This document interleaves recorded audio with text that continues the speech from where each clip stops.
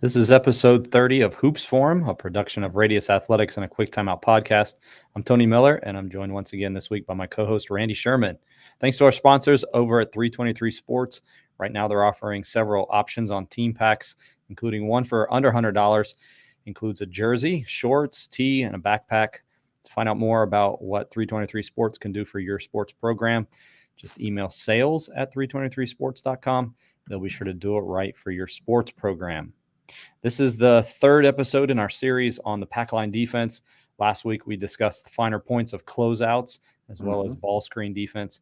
By the way, you can go back and watch the full episodes of that on Radius Athletics. Just search Radius Athletics on YouTube. There are the full versions there. Randy, welcome back. You ready to talk some more pack line defense? Let's do it, man. It's been fun. It's a subject that I've had to learn because I didn't have a lot of experience coaching it, but feel like an expert after these three sessions. So let's go. Today we're going to talk and dig into post defense, as has been the case in this series. We're using a lot of visuals, so we've had some presentations with each of the episodes that have some teaching bullet points, some game film, is also some drills and some small-sided games for you to use with your teams. So if by chance you're just listening to this episode, you may want to go back and watch parts of it there, like we talked about on the YouTube page. Randy, I know defense is an important part. Post defense is an important part to any defensive system. Kind of though, I feel like maybe within the pack line, it maybe is even a little bit more important. And in regards to the bigs and the forwards, like we saw last week with the ball screen defense, it just feels like they're more involved, and it's part of the system that if you don't do it well, you can really get burned. Yeah, I agree. I think the defense's main tenet is to sort of take away the easy shots from an opponent, and the posts play a major role. The post defenders play a major role in that, and executing what they're coached to do perfectly is a big task, and they have to be active and mobile and strong and physical and willing to sort of do some hard things. So I agree 100%. Let me go ahead and slide over here to the presentation. There's really four things that we want to talk about today. We'll go through each of these on their own, but just to kind of introduce them, Randy, why don't you kind of talk through these four things, and then we'll get going into each of them on their own. Okay, the post box. I think we in our very first talk about pack line, we had a diagram that showed what that is. But just think of the area around the blocks in the lower part of the lane as what we would describe as the post box, and we want to keep the ball out of there using a little bit of three quarter fronting with post defense. Keep the ball out of there. Of course, the things we talked about with the helping in the gaps and things like that is to keep it from getting into that post box via the dribble. But today we'll three-quarter fronting. We'll talk about when the ball is entered in the post box. It's going to happen. We're not going to keep it out of there all night long or all season long. That they're going to enter the post. When it does get into that post box via post entry, our mission then becomes is get it out of there, and obviously secondary to not giving up a layup, but get the ball out of there when the ball is entered into the post box. Walling up simply refers to sort of if the ball is entered into the post and you're caught behind the postman who received the entry, kind of forming, I call it thumbs and ears. Put your thumbs in your ears and get your hands up and use your chest and body to sort of create a wall between ball and basket. So with your body and your size, and keep that wall moving as the player makes post moves and things like that. So choking the post refers to when the defender of the feeder. So if I'm guarding the guy who feeds the post, and my teammate who's on post defense is caught behind, I might choke, sort of squeeze that space between the feeder and the postman by sort of choking down the space with the post, kind of stunting or jabbing at the post. Not quite a full double team with the feeder's defender, but just taking away some of the space If he wants to turn towards the middle, I'm kind of choking down to take away that middle turn, things like that.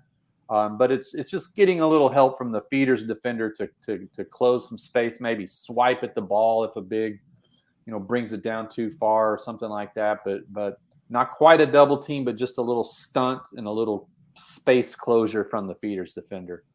And post traps, we'll look at examples of those where if maybe we're playing an exceptional post player who's a real problem, so we want to get the ball out of that post box, we're going to make them a passer and take away their ability to score by double teaming with typically Virginia, to refer to them, does it with their other postman. So when you think of traditional 1, 2, 3, 4, 5, maybe 5's on post defense, 4 would be the double teamer, and vice versa. If 4 was on post defense, 5 might be the double teamer. So those are the 4 components I think we're going to explore today.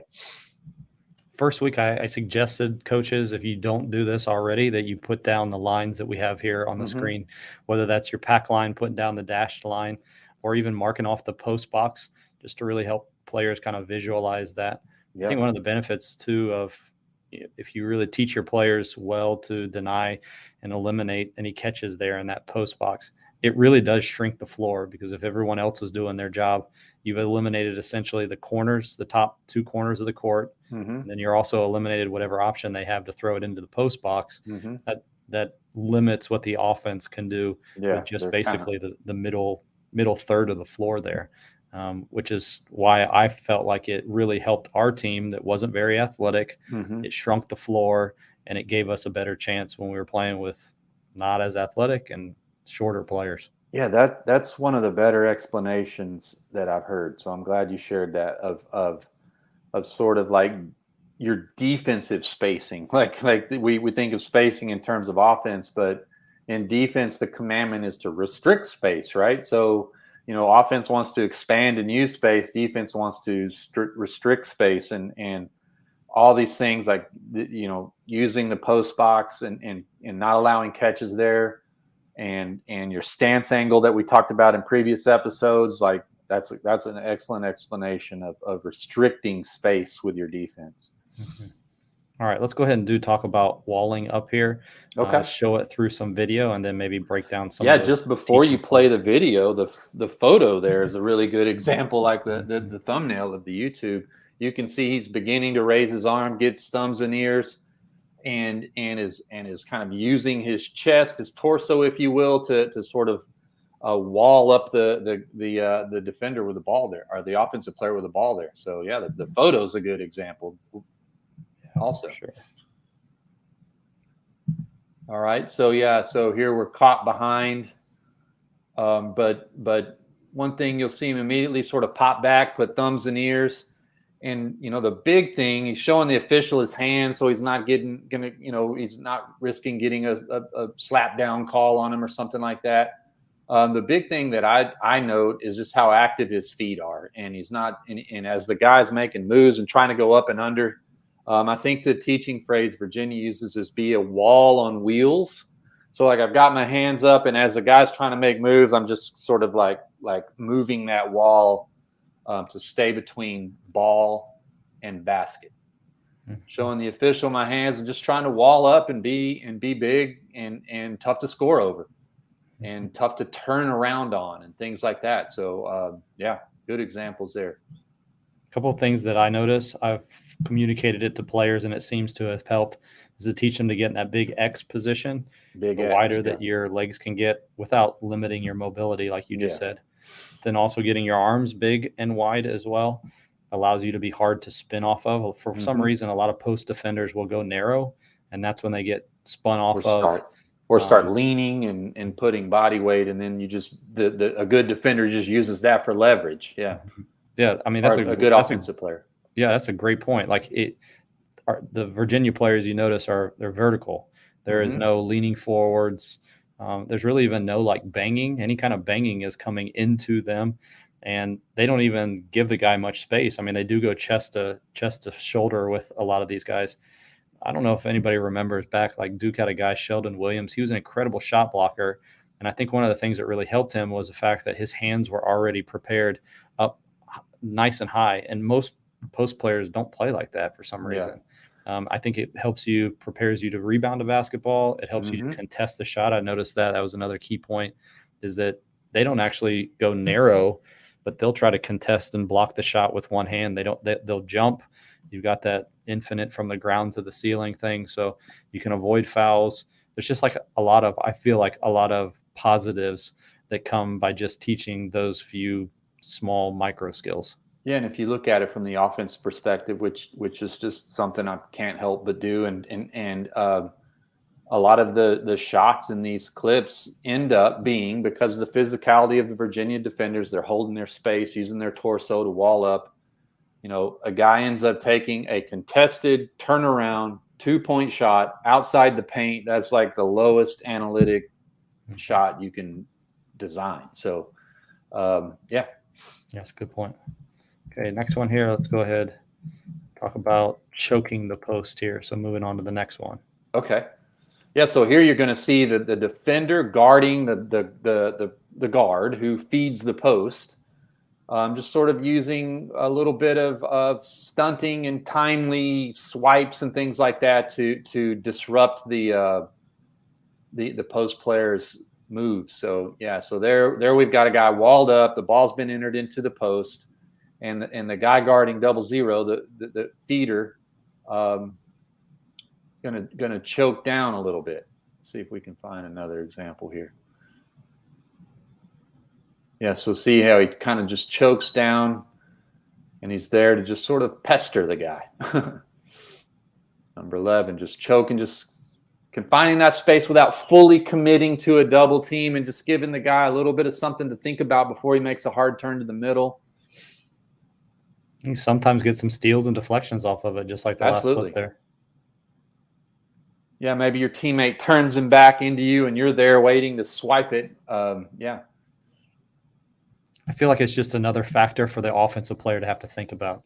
Like, he doesn't necessarily know exactly when you're coming, so that can sometimes cause him a little bit of hesitation to maybe. But if you don't give any kind of resistance, there's no choke. We called it a dig, but like if there's no dig, then he really has potentially the ability to go left or right.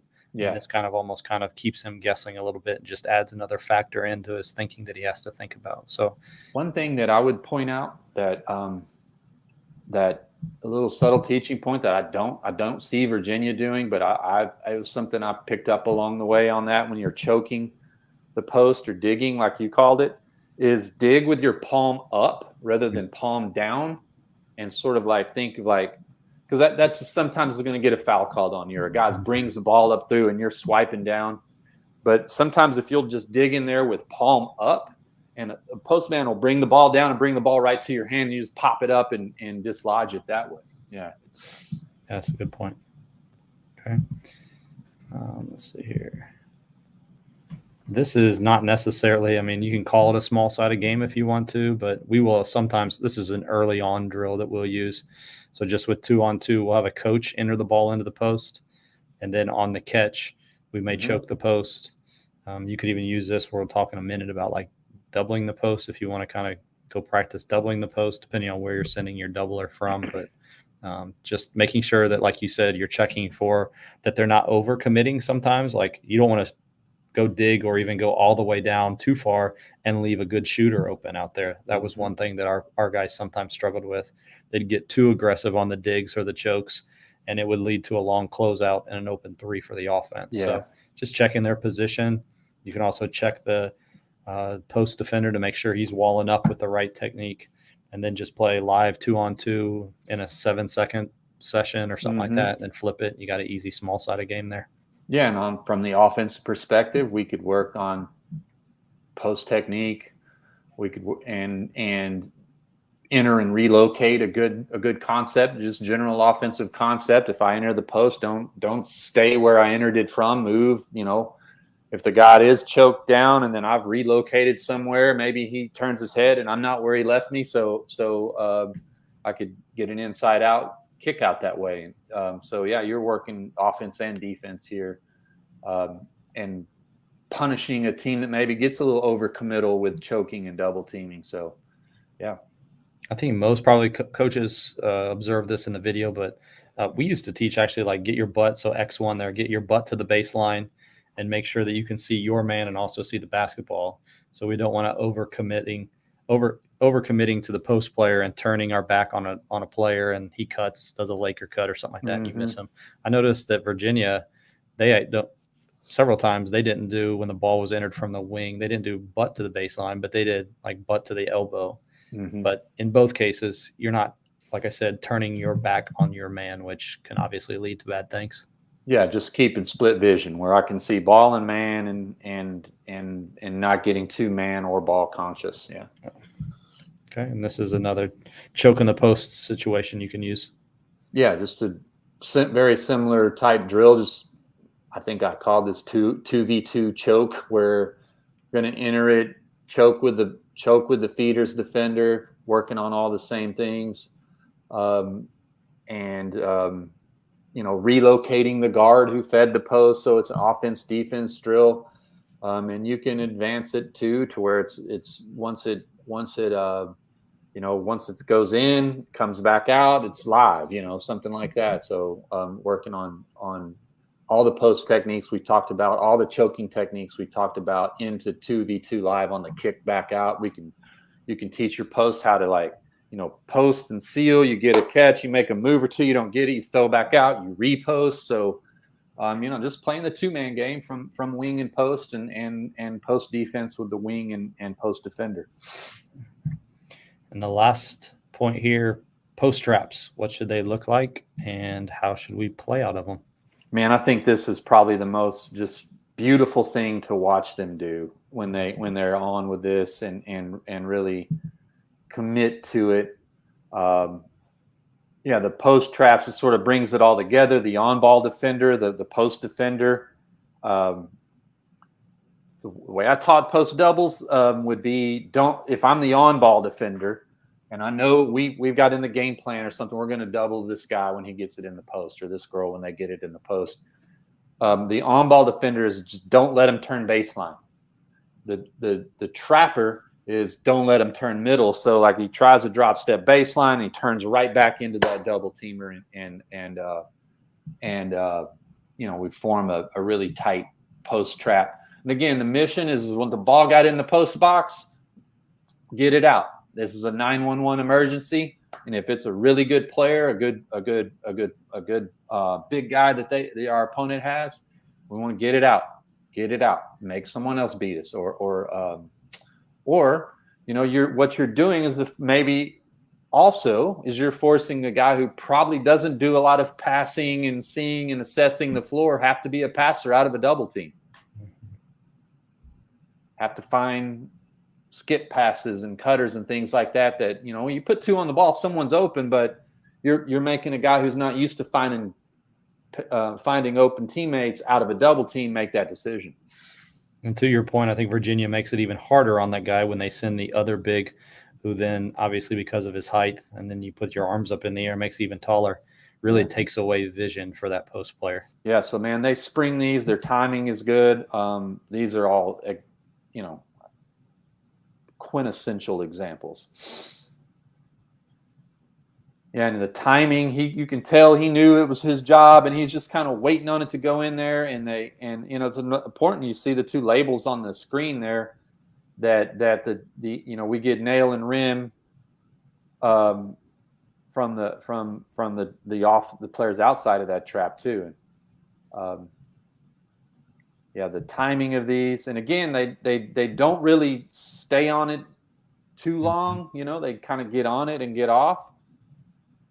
I think traditional post pack line post defense, if you take a dribble away, which I think was the last clip.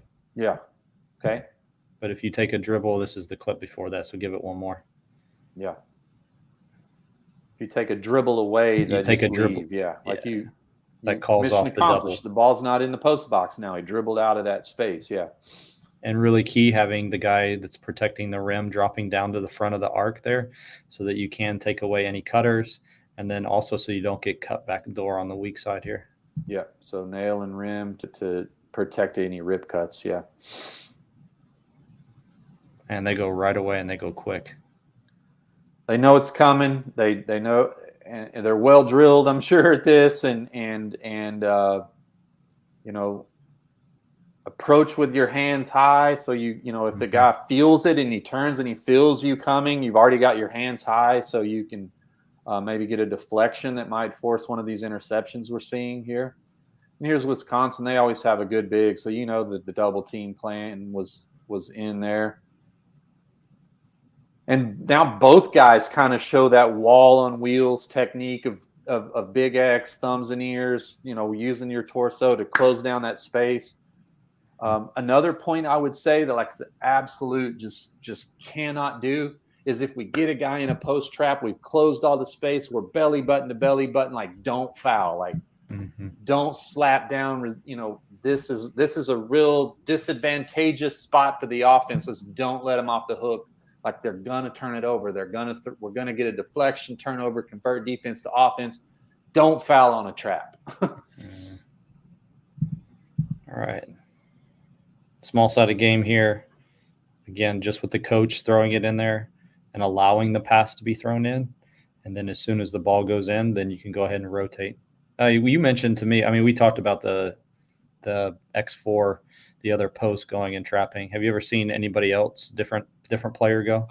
Some teams do it from the feeder. We want to double the post. Well, with whom, right? So some teams may do it with the feeder. Not a real big fan of that, but okay. I think you've got your rule. You can stick to it. You can quickly execute it effectively. Then it's a good rule. So some folks do it with a feeder. Some as offensive players move around, it may not be. So sometimes what I've seen is what that help side I where you see X4 and X3 right there. Here it happens to be the other forward, but like if they were inverted and 3 was high, is some coaches sometimes say we're going to double team from top I, that help side I, those 2 defenders on the help side. Whoever's in top I, you're going to go because you're just taking away the middle turn. You're naturally there. So yes, I have seen other things other than like a personnel entity like the other forward. It's been the feeder or top I. Yeah, that's good. We have before done, it was back to personnel base, but I had a point guard who was really tall, really long, was a great double teamer, and we'd send our point guard down. And what I typically found is like other teams' point guards aren't used to their man leaving. Yeah, and they're like, well, yeah, it almost kind of froze their offense and put them at a real disadvantage. Yeah. If it was on the same side, so like in this scenario, we wouldn't go and double with our 1. I assigned a second guy. So if you were on the same side as the post, we didn't want to leave the corner shooter. So we would have a second assigned player, whether that was X3 or X4, and he would go double. Yeah. That does take a lot of practice, but it can be very valuable if you have somebody who the offense is not used to having their man go and double double with that guy. So yeah, Some good thoughts with that. Anything else here at the end? I think that was pretty in depth. We wanted to keep it kind of go deeper on one topic here, but like I said, I just think we had to drill this a lot, but I thought it was a big part of the overall defense. Even as something as simple as making sure that they are denying on the high side, so that you're funneling everything down into your post player and he's in the right spot. But rotating out of it on the backside if you have that kick out and that kind of thing. But so there are some more things in addition to this, but I thought that those 4 things were probably the most important things we covered today.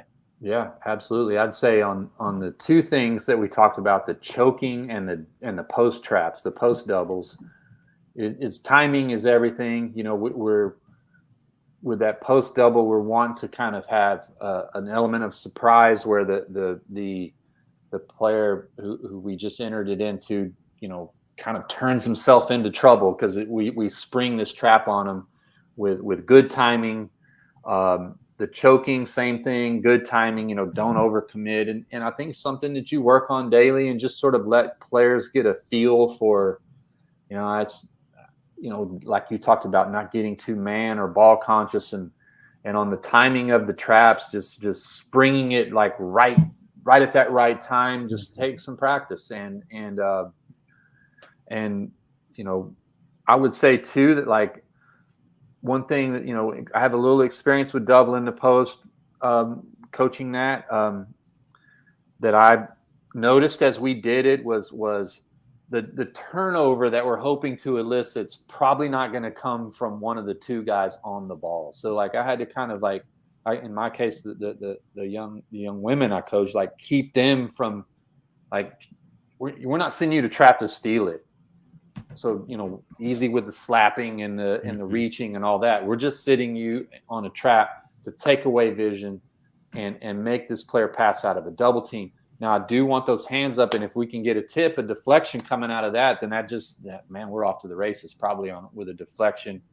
What I wanted to do, and I'm keeping stats, is deflection, steal, deflection, steal, deflection, steal. So we bring the post trap, one of those two trappers with hands high gets a little tap on the ball, and we scoop and score. So for anyone that's coached pack line, I think the biggest thing that I hear from pack line coaches, very hard to generate turnovers and steals out of it. And post defense with traps is one of the easiest ways to jump those back up. Like you said, it's not necessarily the doubler who's going to even get the steal, but that deflection and then the guard getting on the perimeter may generate you 2 or 3 more turnovers a game that you wouldn't necessarily get just running regular pack line defense. So yeah, I know I said this once, but I say it again: don't foul on the trap. Don't foul on the trap. Like that's a very vulnerable position for the offense. Don't let them off the hook. We can maybe get him in trap for 5 seconds. Get him, get a deflection turnover. Like don't foul. Mm-hmm. That's difficult too because you're coming down with such speed and they're aggressive and they want to get to it. Overshooting it too. So even if you don't commit the foul, I've had some that end up pushing a player out of the right position, which leaves somebody wide open. So just making sure that it's almost like a closeout, right? Yeah. Choppy feet. So maybe chop down into it. Approach it aggressively, but under control, hands high. Yeah. Appreciate all of you who joined us this week. Before we go, we just want to tell you about our sponsors over at Sideline Interactive. If you're looking to increase your school's revenue or improve the look of your gym, Sideline Interactive, they're the leading manufacturers in scoring tables and video display boards at high schools and colleges around the country. To find out more about Sideline Interactive and what they can do for your program, visit sidelineinteractive.com. Again, for the full episodes of this, make sure that you go to YouTube, type in Radius Athletics, and if you type in Pack Line, you'll find all of the episodes that we've had here on the Pack Line defense. We may squeeze one more in next week. Randy and I will talk about it here. It's been a fun series to kind of dive into. If you have something, I know as this basketball season approaches and you start preparing your teams, there may be a topic that you want us to discuss. I'm thinking about this too, Randy. Maybe we even have maybe 1 or 2 people on here with us, and sure. They can ask live questions or contribute some to it. After all, it is Hoops Forum, so we can maybe introduce a couple more people into it. Absolutely. Randy, really appreciate you joining us and for all the insights you've given. Thank you. Talk to you again next week on Hoops Forum.